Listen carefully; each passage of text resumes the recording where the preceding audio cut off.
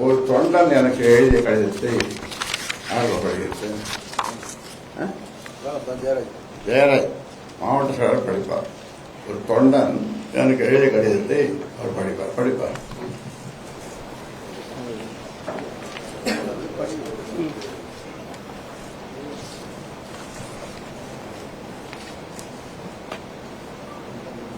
பாமக வரலாற்றில் ஆண்டி பொதுக்குழு ஒரு கருப்பு நாள். அதை பார்த்த உலகம் முழுவதும் இருந்த வன்னியர்கள் கண்கலங்கினர், நொந்து நூலாகினர், வேதனையில் துடிதுடித்தனர். இப்படியும் நடக்குமா? நடந்த நிகழ்வு உண்மைதானா? யார் செய்தது சரி தவறு என நாம் பார்க்க தேவையில்லை. இதனால் ஏற்படும் ஒரு தொண்டன் எனக்கு அனுப்பிய கடிதத்தை உங்களுக்கு படிக்க சொல்றேன். இதனால் ஏற்படும் பின்விளைவுகள் தான் நம்மை கவலை கொள்ள செய்கிறது. 2 கோடி மக்களின் எதிர்காலம்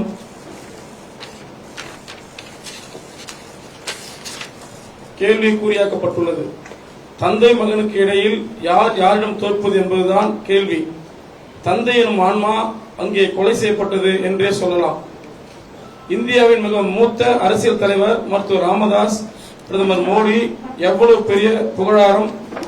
ஆனால் இன்று நடந்தது 100 மாடி கட்டிடத்தின் மேலே இருந்து ஐயா அவர்களை குப்புற கீழே தள்ளப்பட்ட நிலை. 2 கோடி வன்னியர்களும் அவமானத்தால் தலைகுனிந்தார்கள்.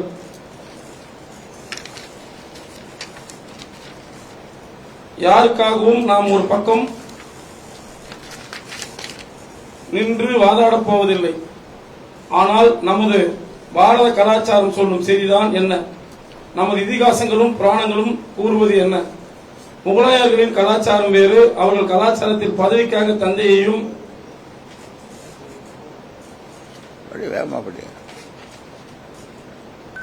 சகோதரனும் கொள்வது, சிறைப்பிடிப்பது ஏற்புடையது.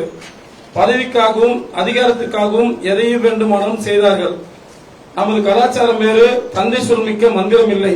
எடுத்துக்காட்டு 1 ராமன்,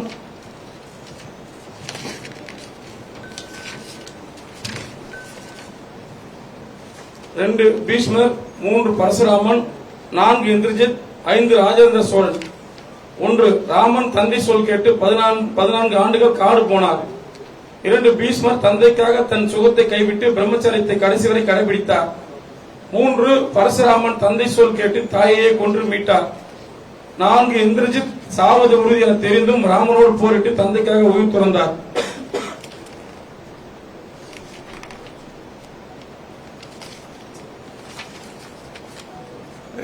5 ராஜேந்திர சோழன் தெற்காசியாவையே கட்டியாண்ட ராஜேந்திர சோழன் தளபதியாக இருந்து தந்தைக்கு பிறகே அரசனாக முடிசூட்டிக் கொண்டான். இப்படி எத்தனையோ எடுத்துக்காட்டுகள் உள்ளன. தந்தை உருடம் இருக்கும் போது இழிவுபடுத்திய எத்தனையோ பேர் தந்தை இறந்த பிறகு இன்று ஒவ்வொரு நாளும் அதை எண்ணி அழுது கொண்டிருக்கிறார்கள். நாம் ஒவ்வொருவரும் ஏதோ ஒரு வகையில் சூழ்நிலை காரணமாக தந்தைமார்களை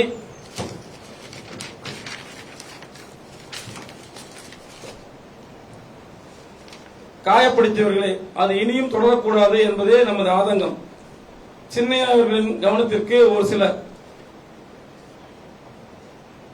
தற்போது தமிழக அரசியல் களம் நமக்கு சாதகமாக உள்ளது. பல முனைகளில் நம்மின் தேவை மற்றவர்களுக்கு அதிகரித்துள்ளது. தொடர் தோல்விகளை சந்தித்து வந்த நாம் நமக்கு நாமே குழிபறித்துக் கொள்ளலாமா? பொதுக்குழுவில் உடனடியாக எதிர்வினையாற்றாமல் 1 நிமிடம் பொறுமை காத்து இருந்திருக்கலாமே.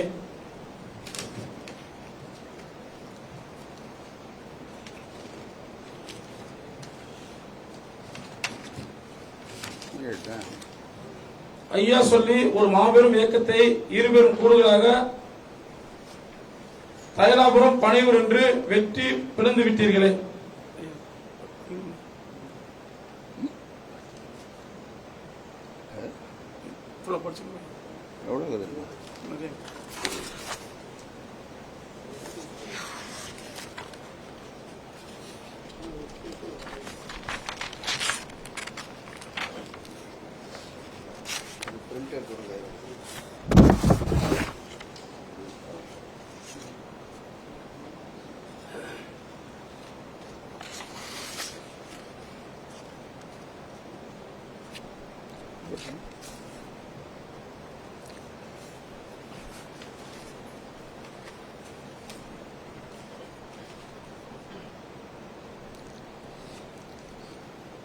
7 கட்சிக்காக உயிர் துறந்த 21 ஆண்மக்கள் இந்த பிளவை ஏற்றுக்கொள்ளுமா?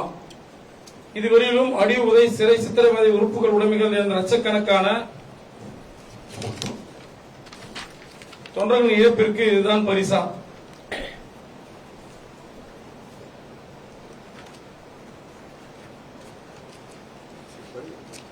சரிப்பா,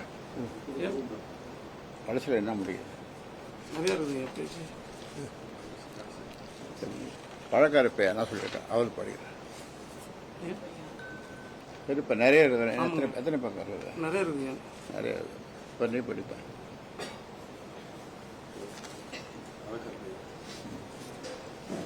பழக்காரப்பையா எல்லாம் வந்தது தான், மீடியாவில் வந்தது தான்.